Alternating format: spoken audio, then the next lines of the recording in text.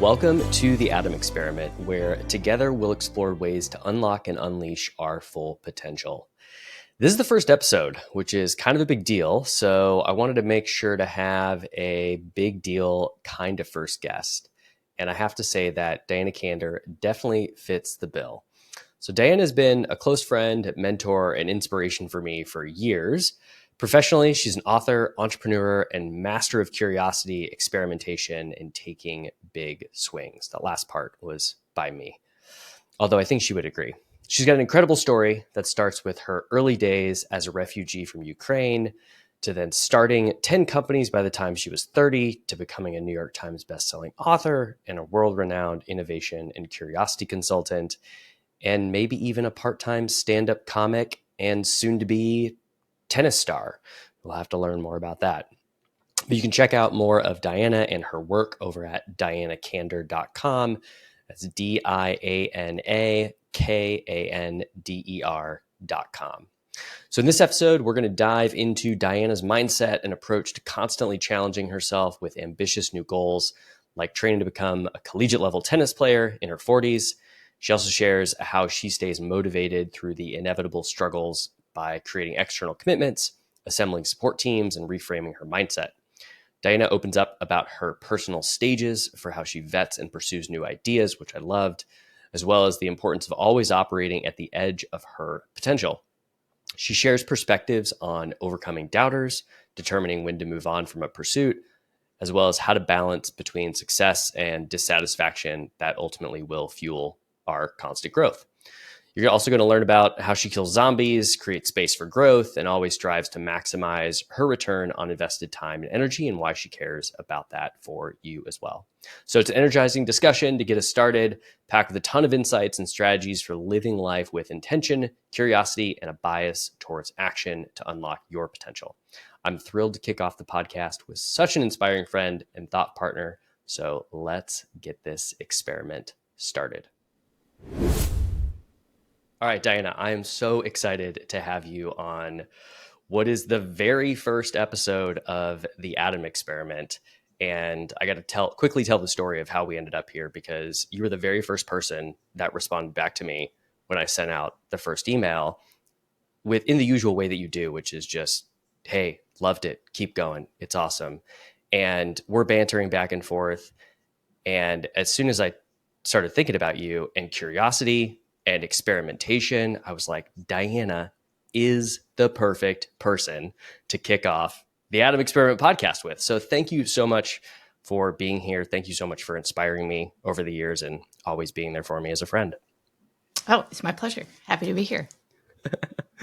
All right. Well, you are at least my queen of experimentation and curiosity. You probably have a much better title for yourself, but that's just kind of like what came up for me in the moment. I already told everybody about how amazing you are on that intro, so we'll fill in the gaps with them as we go. I want to start off with curiosity, though, because that seems like a good place to start. I would describe your curiosity as endless, and I'm curious, how do you follow it without spreading yourself too thin on all the possible things you could go and be curious about? It's a great question. I have an idea for a new book or a business once a day or once every other day, which is like overwhelming. It's a lot, And so I just have to create stage gates for myself to funnel all that stuff and see which of it rises to what I want to focus on. But at the same time, I have to be very focused. I love having big ideas, and it's like a muscle. So the more you work it, the more it works for you. And, that's my strength. My weakness is, how do I stay focused on the things that matter most? Can you give some examples of those stage gates that you mentioned? Sure. The very first one is I have to sleep on it. So I have to wait literally 24 hours. And if, because I'm going to come up with another idea for a book or a business by then, if I still love this idea enough to do something with it, then I am allowed to say something to someone about it. Then I have a week-long waiting period. And if I'm still enthusiastic, then I will allow myself to do some research about the topic. Because I would love to just dive deep into an area and just learn about it. So I give myself a week and a day before I can learn about it. Then I will allow myself to conduct a micro experiment to see if it's worth the time or trouble for me to invest further, and so on and so forth. That sounds about right. I think that Yeah. that's always been something fascinating, is that as you dig into, or at least I've dug into people's operating systems, is what I'm going to call it, there tends to be these sort of like rules or stage gates, or at least some processes behind the scenes that help you scale you. One thing that stood out to me when I was doing some research on smart things to say about you ahead of this episode was on your website. I love this. It said, Diana has cracked the code on curiosity and how it can serve as a catalyst for exponential growth. Yes. So can you talk about what that means a little bit? Yes. Exponential is better than incremental, and it's possible. And I could give you a business example or a personal example. What would you like? Let's start personal. Okay. So in 2018, I was writing my second book, and I wrote business fiction books. In the book, somebody is attempting to do a 10-minute plank for the first time. And while writing the book, I was like, well, I'll try a 10-minute plank because then I could write about it better. But at the time, I could barely do a minute plank. And I was like, obviously, there's no way I can do 10 minutes. But, if I could, like, man, wouldn't that be just the craziest thing in the world?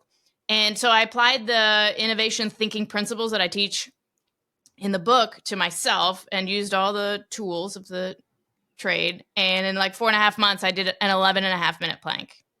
And it was the first time in my life where I was like, oh, I can do seemingly impossible things.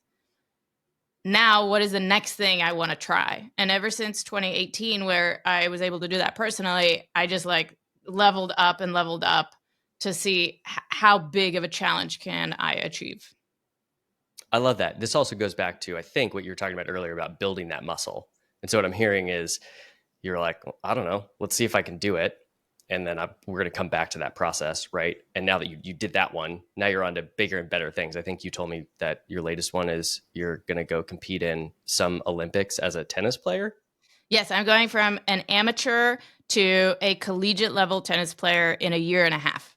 And for whoever's listening who actually plays tennis, I apologize in advance for offending you and the years of work that you've put in. I know what it sounds like, and I'm apologizing in advance. But I believe that there are things that you can do to increase like hyper learning and getting much better at things in exponential ways, as opposed to like a traditional path. Okay. Is this going to be a future Diana Kander project? Book? No, I'm just doing it. It's fun. It's fun for me to stay in a place where I am uncomfortable and a beginner. A lot of people, they put, those memes that are like, you only grow when you're uncomfortable. Well, all of those memes are posted by somebody sitting in their office typing on their computer. Those people are not uncomfortable. And you have to work really hard to push yourself into a place where you are a beginner and terrible, and you like get comfortable with those feelings. And I think that makes me better in every single thing that I do. I know for me, the more that I can equate whatever the hard or uncomfortable thing is with having fun or playing a game, increases the likelihood that I'm going to actually stick with it and try it and keep doing it. Do you have any other of those sort of mental switches that you're able to flip that help you through those periods when it is hard or challenging? Yes, tennis is very hard and challenging, and there have been many days like I just been so embarrassed. I've never been this embarrassed. I just go and fail in like just spectacular ways, and I'm so worried that people are gonna be like, "Please stop trying. You're awful at this." And I lean on others for. I think there's like 3 things that you need to accomplish what these are like moonshots, like big things that you don't think are maybe possible. And one of those 3 things is having a network of people to support you and be there to remind you of why you're doing what you're doing, and to give you that outside perspective that's so hard to have when you're in the thick of it. And so when you're going to go tackle one of these new things like tennis, do you then create a new group of people that can support you in that specific thing as well as the other people that you Yeah, I have some cultivate along the way? OGs. My husband is an OG supportive person, but he's been into some things more than others. Yeah, so I basically like put it out to my network, and then I see who raises their hand and is interested, and then I try to find other people who are in that space. Who, like, there's a guy that I met who's also just crazy and likes to achieve big goals, and so we like push each other. Like kind of like an accountability partner, but maybe not accountability is the right word here. No, it's exactly what it is. Okay. It's good to have support and accountability from outside yourself. For me, I don't have enough of it internally. Mm. Yeah, so earlier you were talking about when you're having those moments and you just feel like a not these words, but complete failure. You're just like really Sure. struggling, and you got that inner voice chatter going on. What helps you get through that? Yeah, so like one time in particular, I was in a league play, and every time I served, I double faulted, which just means I just hit the ball into the net every time it was my turn to hit it, and that's like very embarrassing. And uh, how do I deal with that? I have a pity party for myself, and then I come up with a game plan of what I'm going to do to address it. And is this like in an instant, or this is like took place over hours and days? Oh, it's a great question. Um, I mean, I'm a human being. I have like emotions. It's weird. Shocker. So I feel it, and so I got a pep talk that evening from my husband, who's also an athlete, and then I just started exploring like what can I read, what can I consume, how can my coach help me get beyond this? Do I need another coach to work with? Do I need a mental coach? I just went into like problem solving basically, so I could get control back of the situation. Got it. Yeah, that's a great call out. Sort of like, okay, your way of getting dialed back in is let's make a plan. Let's feel like there's control. You have control. You have agency in the situation that allows you to move forward and kind of go beyond the chatter. Yes. Can I tell you the most important part of the plan is Hmm. that you're not the one designing the plan because you've never done the thing that you're trying to do when you're trying to do one of these impossible things. So it's important to go to the people that will help you come up with a plan. So I go to my coach and I say, how much do I need to be playing? And he's like, 10 hours a week. And I'm like, okay, cool. And what do I need to be reading? And he's like, read this. So it's not me like Googling how to do this. It's going to people who have been there and done that and stealing their lessons learned, their hours. And so, whenever you're going to go take one of these personal moonshots, do you always go and find a coach? I think having a coach, or I think this idea um, of stealing time from other people, or borrowing it, whatever, so that you don't have to relearn the lessons that they learned on the same timetable will help you go in an exponential way. Yeah, it's sort of like a paid shortcut For ish. sure. Yeah. Yeah. I mean, I grew up playing video games, and eventually I would go buy the book on how to do the video game, and I would always keep it over there. It'd be like, eventually I get to a point where I'd be like, okay, what do I have to do here? And I'd still go through and do the thing. It wasn't, well, sometimes I did mash cheat codes into Mortal Kombat just because that felt like more fun. But Yeah. otherwise it's like, okay, show me the path to do it. Also, one of the reasons why I can't, no, I've had coaches throughout my life for sure. But as an adult, what I'm realizing in this moment is I haven't hired a coach to go and achieve a specific thing, like the tennis thing. However, I am considering, and which means now that I'm saying this out loud, I'm going to go and doing a triathlon. So recently I've Oh, been cool. inspired to like go do a triathlon, and I was talking to a buddy, and he was like, yeah, I just kept getting hurt, and then I hired a coach and I crushed the triathlon and didn't get hurt anymore. And I was like, that's a pretty good endorsement too. Yeah. I don't just have a tennis coach. Can I just tell you about the group of people that I've assembled for this? Because I'm doing a crazy thing. Like anybody who plays tennis would be like, that's not going to happen. I have a tennis coach. I have a physical therapist. I have a pelvic floor physical therapist. Um, I have a mental coach.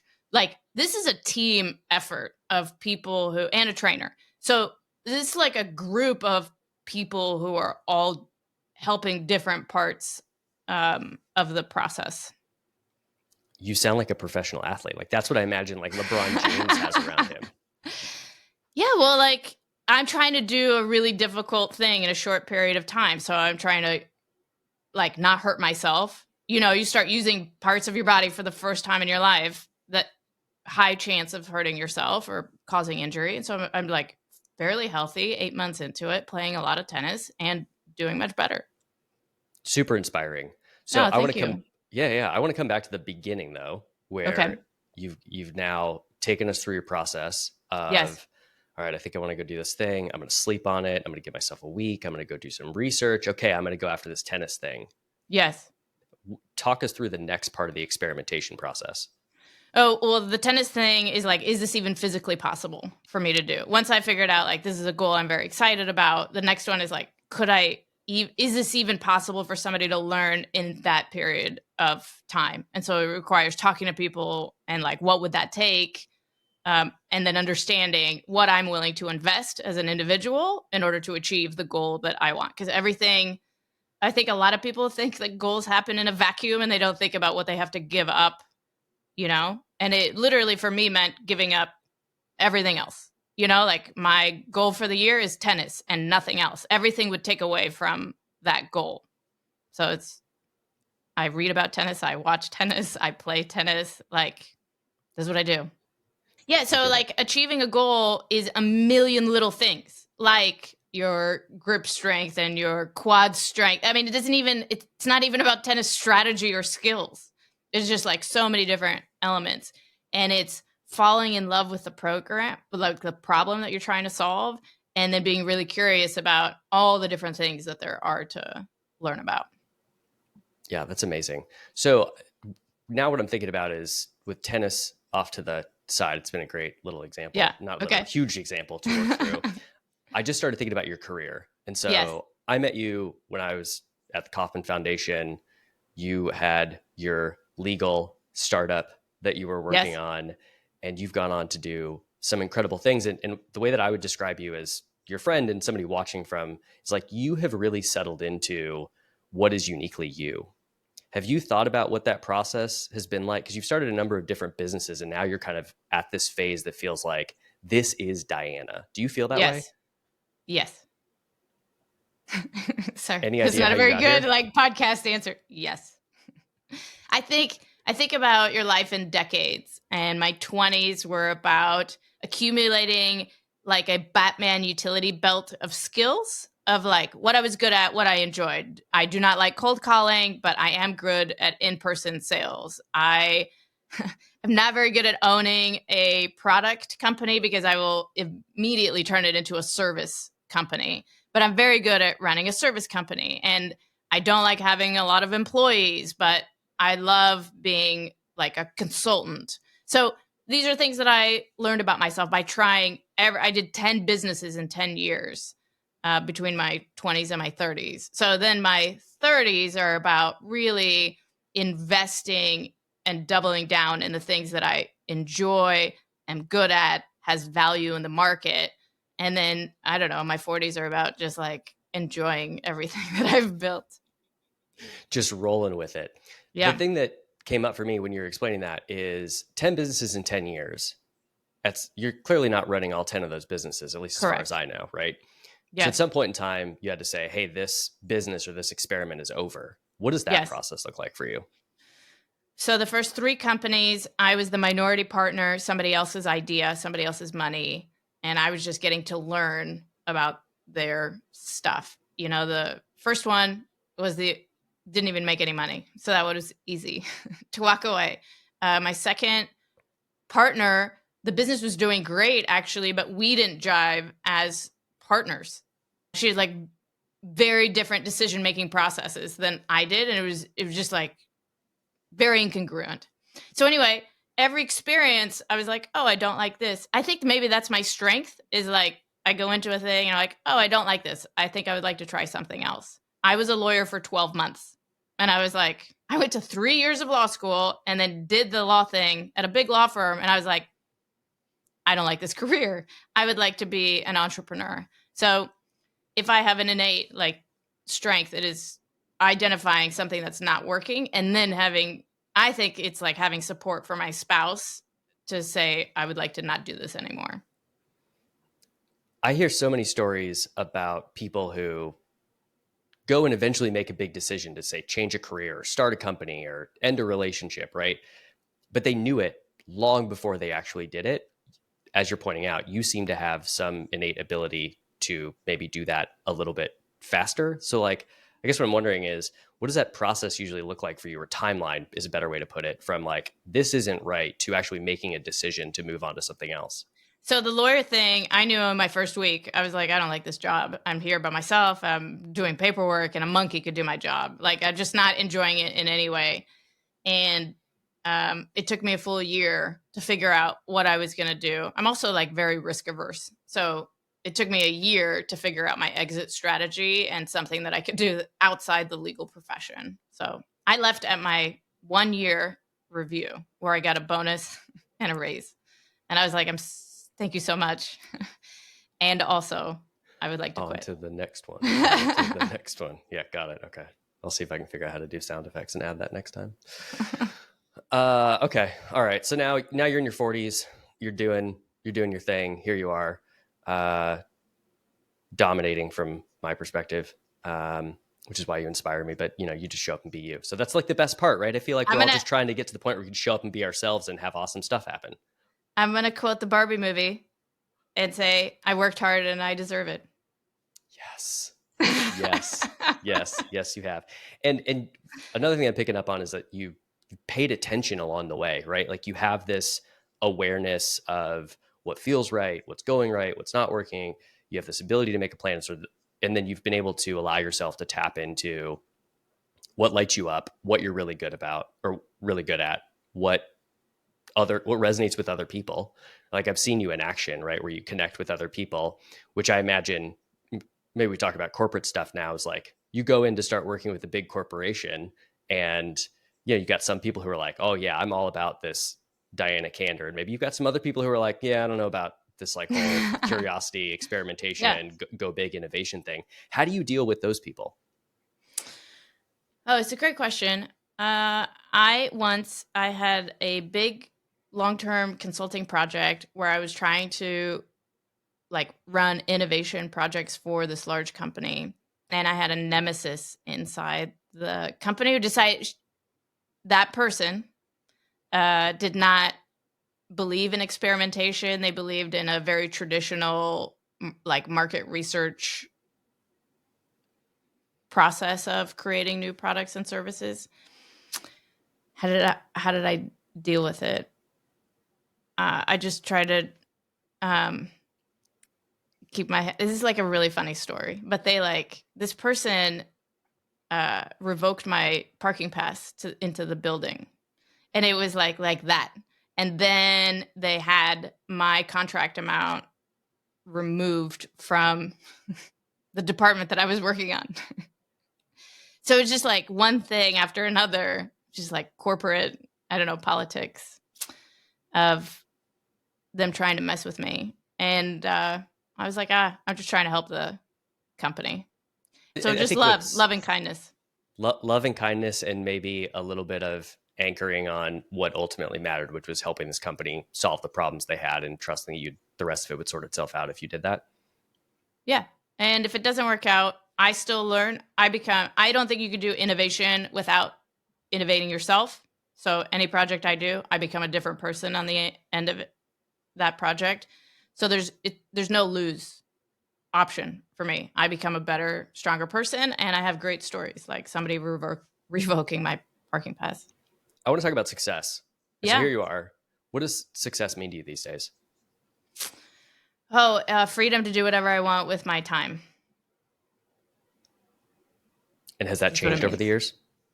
Oh, sure. Like I used to be poor. And so success literally meant being able to go to a restaurant with a friend and then deciding that I would pay for their food on a whim and then like not worrying about what they ordered or like what meals I would have to skip the rest of the week to pay for them. That's incredible. That was my success in my 20s. I was like, one day that's going to happen. And yeah, I think can you hear that? Can you hear my dog a little bit? It's fine. I think when we're all like coming up, you just want to make it. You want to get to that place where you feel, safe And then once you get past that, you can think about impact. Yeah, that's a great way to put it. I wonder, I'm going to take this opportunity to ask for some advice. Yes. So my company got acquired last September, which was a lifelong goal and accomplishment for me, which I didn't actually realize until about 3 months later. And I was like, oh, you did the thing, Adam. And in that moment, I knew that I didn't have, this wasn't like screw you money or anything like that. It helped pay off some credit card bills and stuff, which was fantastic. And I'm grateful for that. I still got to work for a little bit. But now I'm sitting here, achieved that goal, achieved that success that I thought of as a college kid. And I'm like, okay. So what's the next thing that I go after? Do you have a process now, or like, how do you think about setting that next success thing? Yeah, it didn't feel like you thought it would feel. Did I it? didn't feel like anything. Yeah, it doesn't feel like nothing. Yeah, it's like the striving is where all the emotion is, and the achieving is like nothing, you know? I've heard of Stephen Pressfield, who's like a famous author and teaches people how to create. He says, like when you ship a book, you should always be working on the next one so that you're not just like in the hole trying to figure out what to do next. So I would say I try to be like content but unsatisfied. So I'm happy, but I am always thinking of the next thing. So my tennis thing ends in July of 2025, and I'm already like, okay, well, what else can I do after that? Yeah. Okay. That certainly resonates. And then it's like eventually you settle on in this case, you settle on the tennis thing. You're like, okay, this is the next thing for me to go and tackle. Yeah, let's go. And so I'm playing around with a couple of things now, but I think it's important to, like, you're doing all this deep work. I think it's important to figure out why you're setting the goals, and that you're not setting should goals. You're not just trying to like make more money. You're not just trying to like, I don't know, accomplish goals that other people have set for you, but that you're really doing something that could help you grow as an individual. Yeah. Have you gotten better over the years? Maybe you've been great at it the whole time, of kind of discerning when a goal that you've set is a should goal or a somebody else goal versus a you goal?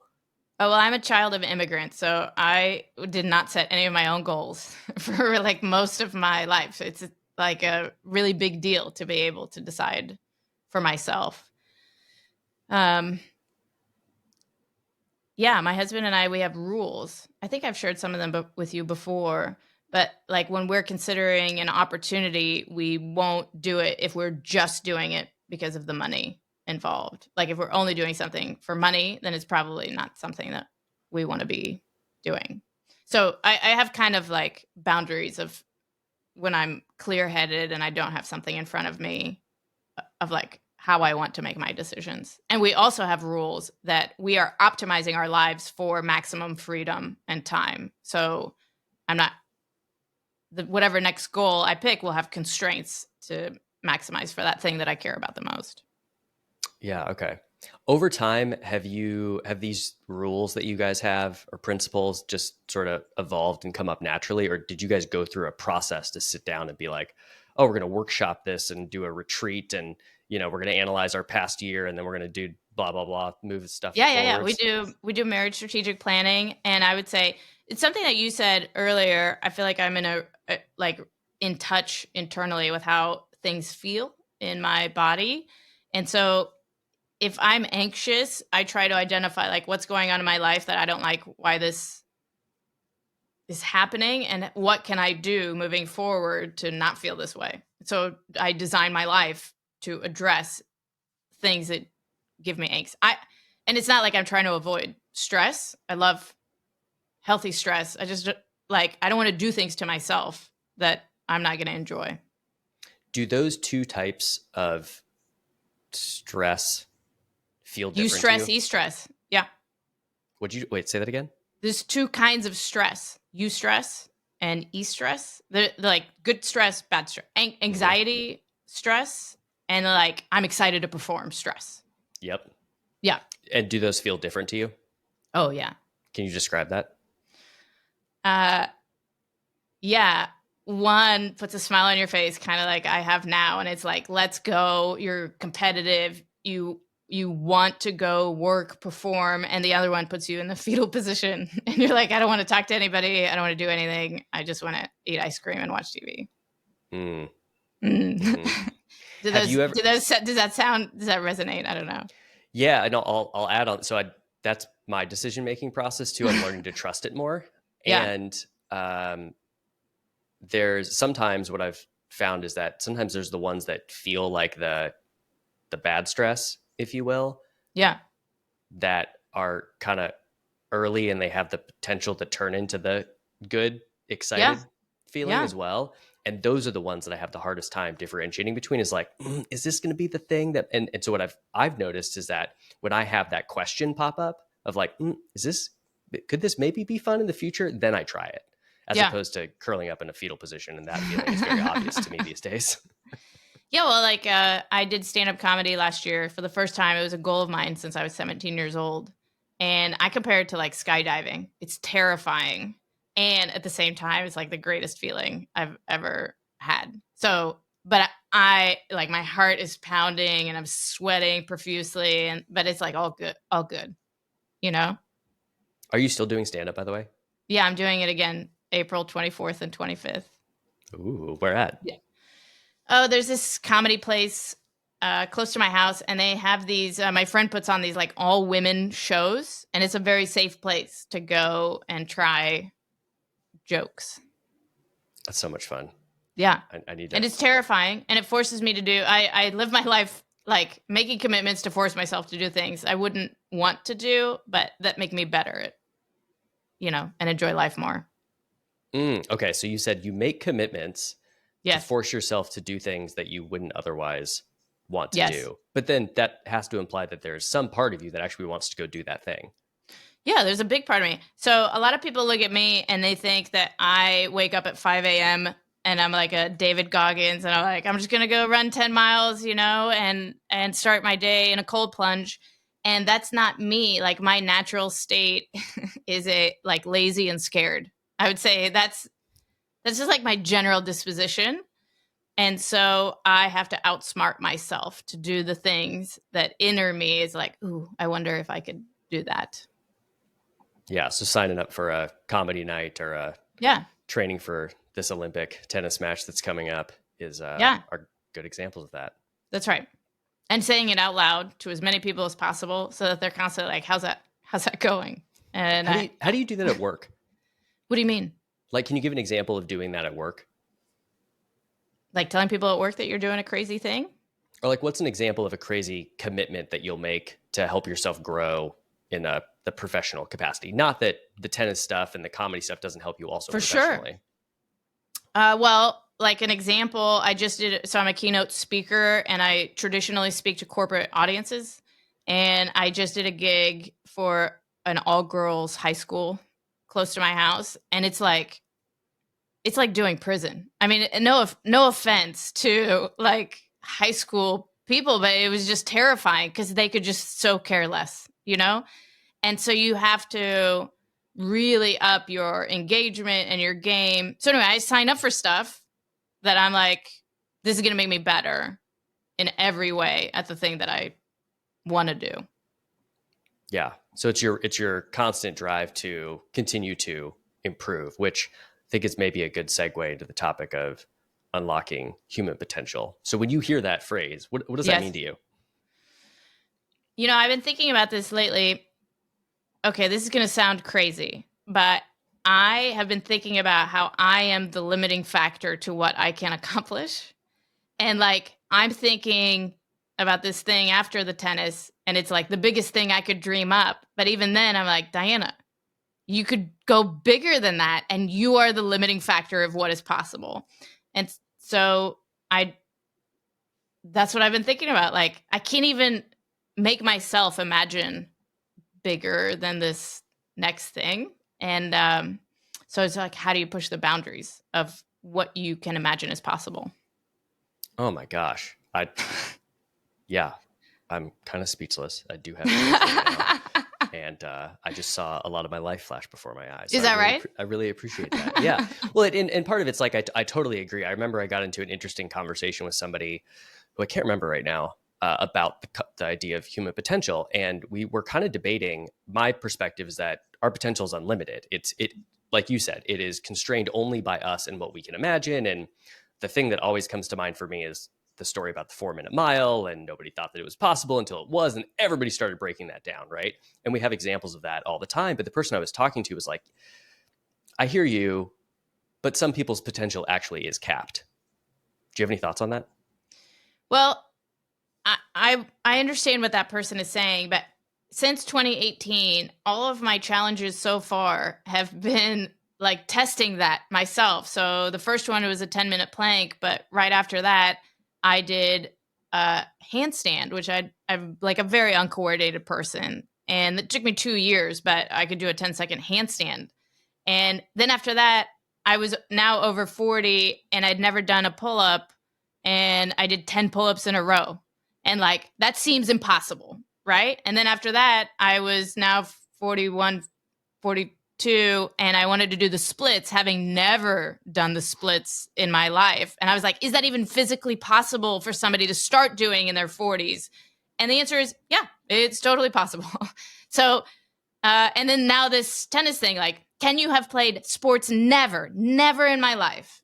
And now go from an amateur to a collegiate level athlete in a very short period of time. And like, yeah, this is totally possible. So like, I don't know what they could imagine that's not, you know? Yeah. One thing that comes to mind is, well, I'm going to challenge this right now. So could you right now, starting from zero, go and get into the NBA? Okay, I understand what they're saying. No, but somebody was just telling me about a man who got an audition for the NBA. Sure. You know, it. I mean, yes, there are physical restrictions, but I still think that people grossly overestimate what the physical restrictions are. That's what I'm saying. Yeah, I'm with you 100%. And now I'm going to have to hang up on this podcast and go and dream a little bit bigger, thanks to you, Dream bigger. which maybe is like a good place for us to go next. So given that I look up to you, well, for a ton of stuff, but your curiosity, your experimentation, your kind of going big, what I want to do at the end of every single one of the Adam Experiment podcast is leave people with an experiment or a challenge or something that they can go and do. Do you have anything in mind for people who are listening? You know, I have a question that I ask myself, which I think is the reason that I'm able to grow professionally. And that is, most people ask themselves, like, am I doing well? Am I succeeding? And that is a terrible question because it stops all progress. Like, as soon as you're doing well and you're succeeding, you have arrived, you are accomplished, you are finished. And the question I ask myself is, on a scale of 1 to 10, where am I now compared to my potential? So on a scale of 1 to 10 as a speaker, I think I'm at like 4.5, maybe 5 out of 10. Okay. Now that there's a gap between that 4.5 and 10, what can I do to bridge that gap? And that's what continues to help me grow in significant ways versus other people who achieve success and then are plateau and then go down. Right on.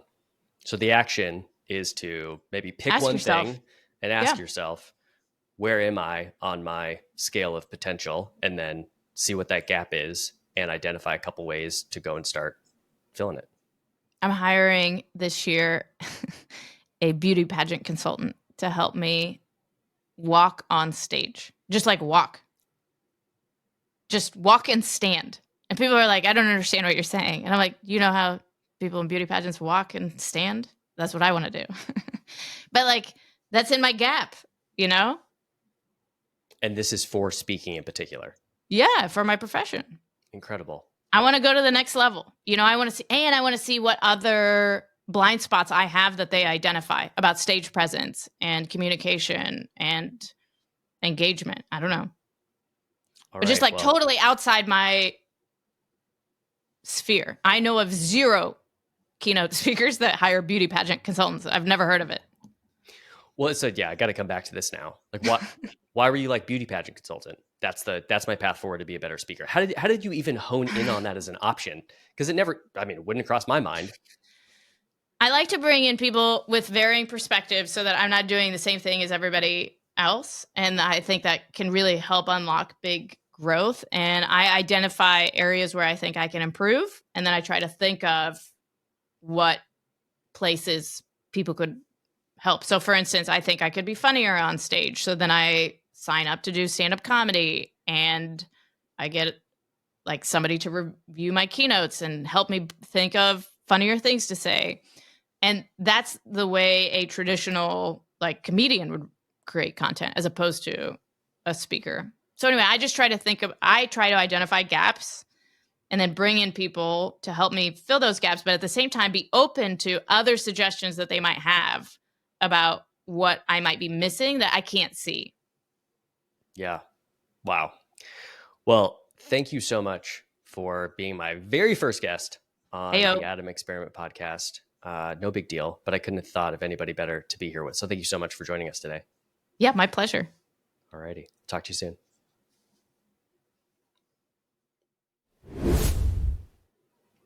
Thank you so much for tuning in today on this episode of the Adam Experiment. If you're enjoying this episode and want more, I'm sure you figured out by now how to subscribe to this podcast. Would love to have you along. Of course, your review would also mean the world to me. If you're interested in hearing more about the topics related to how we can unlock and unleash our ultimate potential, then I definitely recommend you stop by adamexperiment.com. To go and sign up. There's a newsletter that goes out multiple times per week. It's also where you'll get the latest and greatest on the podcast, and where I share some of my personal stories, my personal experiments, and other learnings throughout the week for you to follow along and hopefully find some things that you can experiment with on your own. Thanks again for tuning in today. I hope you have an incredible day and look forward to having you back next time on The Adam Experiment.